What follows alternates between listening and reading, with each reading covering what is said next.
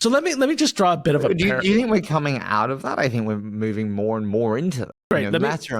Meta and Alex are going to turn Llama fully closed. Great. So let's go back to that in just one second. I want to answer the question that because you actually asked like a great question on how I view this, and let's go to whether we're coming out or not. So how do I think about safety? Well, I was actually very, very close to security during the rise of the internet. I worked for the intelligence community.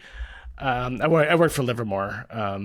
National Labs, and then when I did my PhD, a good 50% of my work was in security. I taught like a cybersecurity policy course. And the thing with the internet is you had these very specific examples of new types of attacks that like impacted nation states. Like critical infrastructure would go down. You'd have things like the Morris worm. You had these really significant examples, and that kind of kicked off this large discussion on how you handle it. And it was so significant at the time that at the nation state level, we started thinking that we have to actually change our doctrine. You were kind of this Cold War era, mutually assured destruction. We had to change it to this notion of like defense asymmetry, which meant the more we relied on these things, the more vulnerable we were.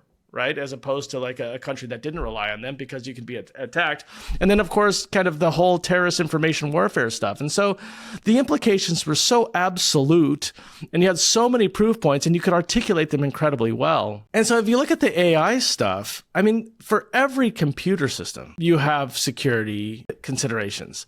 But we've got this 30, 40-year very robust discourse around this that we can draw from and use from.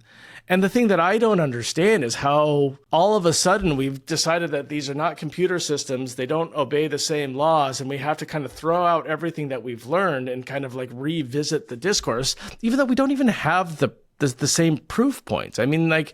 Nobody can make a strong argument on asymmetry or need a shift of doctrine. And if they can, let's go ahead and have that discussion.